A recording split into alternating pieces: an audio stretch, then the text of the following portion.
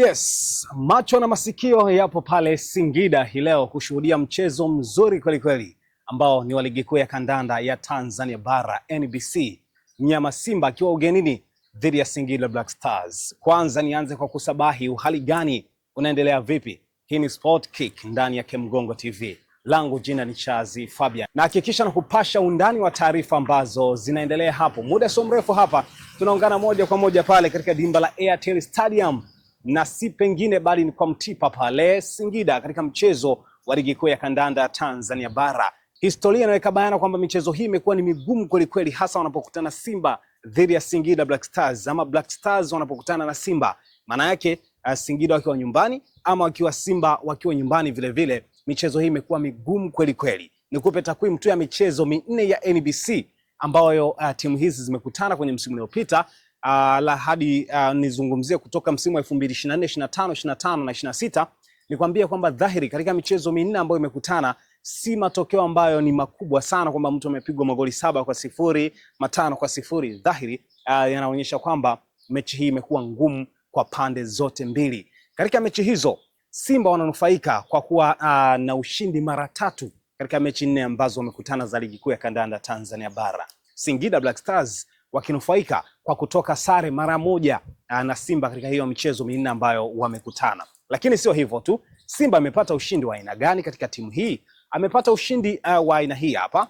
Kwanza alipata ushindi wa magoli 2-1, lakini akaja akapata ushindi wa goli 1, then tena goli 1 ambayo yanaweka takwimu kwamba alishinda mara 3 katika michezo minne ya mwisho ambao wamekutana ligi kuu ya kandanda Tanzania bara. Kumbukumbu mbaya zaidi kwa mnyama Simba ni katika mchezo wa CRDB Federation Cup ambapo alipoteza kwa magoli 3-1. Tena ilikuwa ni hatua ya mwisho kabisa, kama angeshinda mchezo ule moja kwa moja alikuwa anaelekea finali, lakini bahati mbaya hakuenda finali, na finali ikakutanisha Singida na Young Africans. Kama unakumbuka mchezo huo ambapo Yanga walitwaa taji hilo la kombe la CRDB ama FA wengine wanasema hivyo. Mchezo huu unavuta hisia kubwa sana, hasa ushindani nje ya uwanja, tambo za pande zote mbili, wengine wakilinganisha ama wakijaribu kuilinganisha Singida Black Stars pamoja na Yanga, mchezo ambao utakuwa unatoa motisha kubwa sana hata watu kuangalia kwa sababu ya namna ushindani ama matokeo magumu ambayo timu hizi mara kadhaa zimekuwa zikiyapata zikikutana.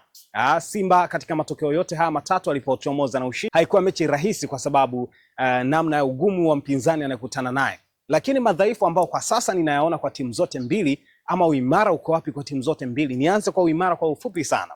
Uimara wa Simba kwa sasa, hilo halibishaniwi wala halipingwi, ni kwamba sasa hivi wamekuwa vizuri kutokana na sajili ambazo wamezifanya, lakini motisha pia nje ya uwanja. Tumeona juzi tu baadhi ya wachezaji wa kigeni ambao wamezawadiwa gari kama ambavyo mikataba yao nataka, Livasa Gay, lakini Loemba na wachezaji wengine ambao wako pale Simba. Lakini sio hivyo tu, kwa upande wa Singida Black Stars wamepitia kwenye wakati mgumu sana hapa katikati, hasa baada ya timu yao kuondoka mikononi mwa kocha Miguel Gamondi ambaye alikuwa anakinoa kikosi hicho na kuonekana kiko moto kweli kweli. Lakini isivyo bahati ni kwamba wameruhusu wachezaji wengi sana muhimu kuondoka kwenye kikosi hicho. Cletus Chota Chama msimu uliopita alikuwa Singida Black Stars, sasa hivi yuko Nyamani Simba. Nixon Kibabage alikuwa Singida Black Stars, sasa hivi yuko Simba. Masalanga Hussein alikuwa Singida Black Stars, sasa hivi yuko Yanga. Lakini wachezaji muhimu walikuwa na Maluf Shakei ambaye alikuwa vizuri mno, akamtoa kwa mkopo kwanza Yanga kwenda kufanya majaribio, lakini akafeli. Amerudi moja kwa moja, amepata majeraha ambao taarifa yake tuliipata kwamba hatakuwa sehemu ya mchezo ambao hii leo utachezwa. Nje na hapo, kutokuwa kwenye kiwango kinachotakikana cha mchezaji Khalid Aucho, pengine umri, pengine namna ambavyo partnership na wachezaji wengine, huwezi ukasema kwamba Aucho wa kiwango kila ambacho alikuwa Yanga kipindi kila nakuja hiyo Aucho ambayo yuko sasa hivi Singida Black Stars. Kwa naona gap kubwa kwa Singida bado lipo, licha ya kwamba wako nyumbani katika dimba la Airtel Stadium pale kwa Mtipa, bado wananipa wasiwasi kwamba watatoka na ushindi. Ni swali ambalo ni zito ambalo dakika 90 pengine itaamua.